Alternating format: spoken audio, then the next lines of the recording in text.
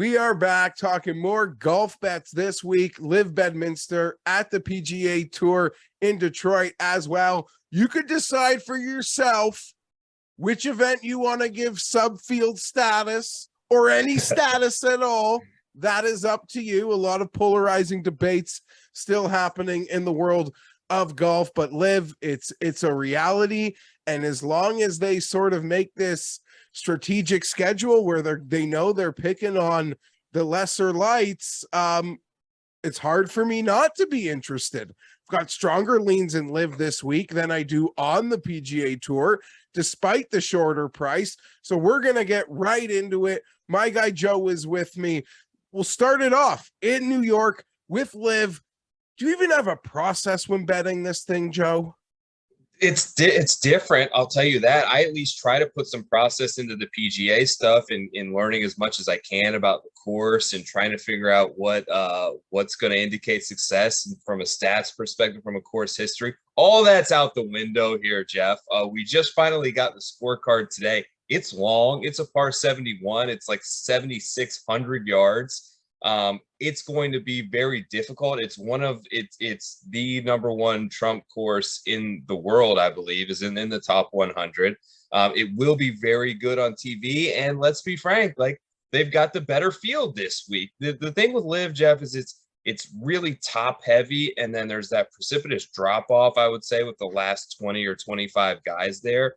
Does that change your process any and how you're like sort of handicapping this in a short? It's basically a WGC with like 25 really bad players. Yeah, I would say it's even less than a WGC. I'd almost still say we're at like an inferior World Hero Challenge status, not to be mistaken with the Hero Challenge also going on the European Tour this week. You know, the field, I cut it right down. And as I've joked initially, and I've yet to hit a winner, I've bet both. I look at these guys that are in like the low, high teens, the talented players that aren't at the very top. It's almost like I'm betting a first touchdown on a primetime NFL game, Joe. Those are the sort of stakes that I have brought to LIV, but I'm not going to lie. I've turned up the nozzle a bit this week, and we'll start it right off. Like a lot of people, I'm all in on Bryson DeChambeau for this week at LIV Bedminster. DraftKings were posting numbers last week, almost like a futures market for this thing. So that's something to keep an eye on as we go forward with LIV. There will be opportunities to bet it pre-week if there's something you really like. And I bet Bryson at 14. I've bet Bryson at 12. I'll bet Bryson at 10. I am Bryson. I've even gone so far, like a joke, but serious. I've even parlayed Bryson with the Chargers to win the Super Bowl, who I feel are incredibly overvalued in short. Anything I really like, I'm just nibbling a little with Bryson. That's how confident I am with Bryson this week. It's pretty dangerous. You mentioned the length. The athlete, the entertainer, Bryson DeChambeau, he doesn't want to prove it to us. He doesn't want to prove it to anybody and any naysayers. He's literally just there to prove to himself, to get back to it. If he's healthy, he's got number one in the world talent. He's the biggest loss, in my opinion, for the PGA Tour so far through this process, although we do know more whales could be coming. I'm in on Bryson, and on the back end of it, I stayed in that teen range. I bet Patrick Reed plus 1,600. I think I'm auto, unless the Bryson number gets really short, I'm auto on both these guys, I think, for at least a run of LIV events, Joe. These are the two guys I'm attaching my LIV wagon to. As long as they stay in the teens, I'll be comfortable betting them.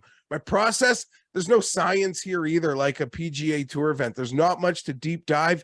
You're literally looking at about 16 guys and trying to pick two of them, maybe three if you go higher up the board, I guess. Totally. In on Bryson as well, man. I didn't get the early numbers. I don't have it a ton of ways parlay, but I just bit the bullet and took the 10. I think he's Still going fair. to win a Should he's be going to win a co-favorite. LIV event If this I had, year. sorry, I apologize cutting you off. If I had to cap this thing, he would literally be co-favorite or maybe 1 point behind Dustin Johnson. Not Dustin at 6, Bryson at 10, or 5 and 10. No. And he wouldn't be tied with Taylor Gooch either on some tout boards either. Yeah. when he's healthy right now, he at this stage of where he's at in his career is the best player on the LIV Tour as well. So if he's getting back to that stage, I think he's going to win an event this season. I think the other thing that like even Tiger kind of alluded to at the Open, which is like when these guys take these big guaranteed dollars, like what's the incentive to earn it in the dirt? Like what's the incentive to go and practice 4 or 5 hours any longer? And I think it's fair to question that with a lot of these guys on the back end of their career. Bryson's working, and you can see the excitement that he's back healthy. He's swinging hard again. I don't have to worry about him putting in the proper preparation for an event that we're still a little bit unsure of. Yeah. The other guy that I have, Geoff, is in a similar mold where I know he's been working to a PGA Tour standard level of work. He's the new guy. I'm taking CH3 here. I got a 34-1. I believe there's 35s out there over on FanDuel. Look, he had a good little run going for him, back like top 20s in June at the Memorial, a top 5, or I believe a top 8 at the John Deere Classic as well. Trust that he's still a good driver. He was in the field at the 3M before pulling out and kind of making this late move. I just trust the practice habits and the reps that he's been putting in this last 6 to 8 weeks here. And I'm going to take a flyer on his opening event and see if he can get me a victory at 35. Really interesting case there, Joe. And you're absolutely right. When I say the process, like kind of find me who I think cares. And it's like Bryson cares. Like that I know.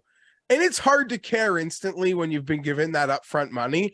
But also at some point for your Dustin Johnsons, they've been paid their upfront money, and getting up to go to a LIV event is still going to work. And these guys don't like going anywhere for free. Yeah. Even if they've been given a down payment on their time. Like, so at some point, I do feel like the guys who got the super money will sort of come out of that malaise of it. I don't even know if that's the proper word, but Bryson's a guy, as we know, like it's just all now that he's healthy, he's full wagon. And the CH3 thing, you're making the case, and all I could think about is some links to Charles. And I know that was LIV 1, but it was like these borderline decent T20s kind of popping up on your TV, and then boom, like was ready to blast off for LIV. So made a strong case that 35 on FanDuel. I don't know, maybe you could have talked me into that. It's like this Bryson. Yeah, it's almost like why invest in anyone other than Bryson, but okay. And the event starts Friday, so people have an extra day to get in on that. Let's just be real quick here with the PGA Tour props, Joe. Last week, both successful weeks for us. We both survived our Nick Hardy head-to-heads, fun finishes for both of them. Lucky, geez, wanted to be underexposed and get lucky last week. I was underexposed, almost got lucky with Grillo. He was nice for the prop. So let's see if we can find that magic again for me. Guy I've bet outright, and I'm going to it in the T40 market. Nibbled, like showed his face last week for a little bit. Chesson Hadley plus 195. I've made the outright bet. It's it doesn't matter how good or bad the field is. It takes a lot to double click Chesson. Joe, it really does. But you see these current form 5 to 10 feet putting stats, he's popping. So his finishes, I'm here to go for it. Chesson Hadley T40 plus 195, checking out the grid. I was tempted to like push this in for a T20, but it's Chesson. I got to take as much safety zone as we can if I'm touting it. Honestly, the top 40s are, I think, where I've had my most success since we've started doing these props. Just getting those extra placement points. If you can get a guy through the cut, they give you that full sweat, finish in the top. My favorite, like, sort of newer market that's become a mainstream offering that honestly wasn't, at least when we started making golf bets, making content. So sometimes it feels like I'm just throwing them in there, but like you, I think if you deep dove my record, the T40s been, you get cocky though, thinking you can like call them almost like guys to make the cut in DFS, and you know, got to do it safely, but I know you got a couple of, so lay both your T40s on me, Joe, for Detroit. I like taking them at plus money is kind of where I start. I don't really take guys minus 115 or starting to get into minus money in the top 40 market. Find some guys that you can go out at plus money. One of them this week is Chris Kirk, who's plus 105 over at Bet365. He's a guy that's minus 135 at DraftKings Sportsbook. So using that grid, found the best price at Bet365. Really good off the tee, really good tee to green, top 10 player in the field there. He's accurate, he's long enough, crafty around the greens, top 5 when I search for sort of Donald Ross courses and how players play those type of courses that we do have at Detroit Golf Club this week, and also 2 consecutive good finishes at this event. 2021 he finished, which was last year, he finished 12th. The year before that, he finished 21st, both comfortably inside that top 40 mark. Kirk at plus money is my first one. And the second one, Geoff, plus 160 on old Mac Hughes, the guy that you and I both like. That number is significantly better at Bet365 as well, only down to plus 110 at DraftKings. 4 consecutive top 40s in the month of June. And these are big events. Memorial, Canadian Open, US Open, Travelers. He hit top 40s in all 4 of those in substantially more difficult fields. He's got a sort of comfort zone in this Midwest, I guess you can call it, playing college golf in Ohio, coming from Canada. Should be very familiar with these type of sort of tree-lined golf courses. Also rated out really well on Donald Ross courses. Those are my 2 plus money T40s for this week at the Rocket Mo. Okay, for me, I'm adding a T20, and I'm going to Sahith Theegala on this one, plus 225. When you check the card, that might even be split in half to include some of the plus 450 T10. Really do like Sahith, and you're almost seeing double the outrights after all the hype from last week and the disappointment. I think this is still a really nice chance for him, and you look at the field and his talent overall, almost bet him outright, couldn't, but indication I'm quite bullish on that. And the head-to-head for me this week to round out my props for my 3-pack here, a couple veterans head-to-head. I'm taking the side of Adam Scott over Webb Simpson here, Joe, at a minus 115. There's a lot of love for Webb this week, and it makes sense, and people are excited maybe to see some life so they can bet him at Wyndham next week, and you'll hear that narrative through the roof and try to catch Webb before next week. Adam Scott's just really been consistent, outstandingly consistent. This event is a bit of a lesser quality, but hey, he was in that playoff last year at the Wyndham. Everyone's excited for Webb to pop before the Wyndham. Adam Scott, if you watch my outright video, it's a shame I'm not betting him, but in the end, I just couldn't. I just took farther guys. Putting contest, Adam Scott, and frustrating, but he is going to overwhelm the green with opportunities to make birdie, in my opinion, this week, and he'll do enough to beat Webb Simpson. So for me, Adam Scott v. Webb over Webb. Turning back the clock a little bit on a couple of guys we were more familiar with in previous years. I've got a similar matchup. This was kind of like for fun. I saw the 2 guys paired up. So let's go back to 2015. My boy Ricky Fowler was on top of the world, won the Players, won the Scottish, won the Deutsche Bank. That was like his year. He's getting like, he's the new hot thing in golf. I'm going to take him in a matchup. He's gotten so much like everyone wants to knock him, Geoff, for this like precipitous fall off that he's endured. He's battling. I've enjoyed his consistent little run at the moment. Consistently being a normal player again is what I'm trying to say. Baby steps. I've enjoyed seeing it thoroughly, actually. I'll root to him to the death for him. I'm taking him against a guy who I don't think has been given like as much criticism for his fall off. He in 2015, when Ricky was making that run, he was the #1 player in the world. I'm talking about Jason Day. Ricky, J-Day matchup. I'm taking Ricky this week. I feel like he's on a better path to sort of a comeback. Just kind of a fun little guy. 2 guys, frankly, right now, Geoff, that are right on that 125 FedEx Cup line. I believe Ricky is 1 spot inside of it, and Jason Day is like 6. So they're battling it out to get into the FedEx Cup playoffs, a thing I didn't think we'd be at in this point in either of their careers. I'm rooting for Ricky. He's basically minus 110 on an even money matchup against J-Day. Yeah, that's a fun one. That's a bit of the machine. And yeah, Jason Day, I don't want to turn this into a day referendum because his life stories overcome a lot.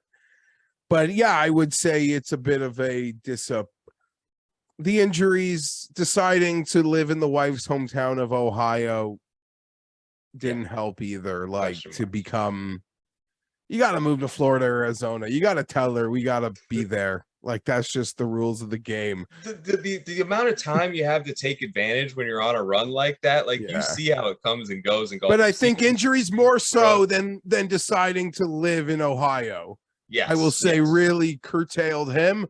But I also agree to your point. He probably doesn't get enough heat for underachieving, certainly. So yeah, there it is, Joe. Some LIV, some PGA Tour.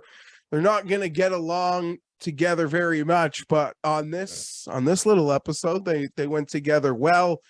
Hopefully it's all things Bryson this week.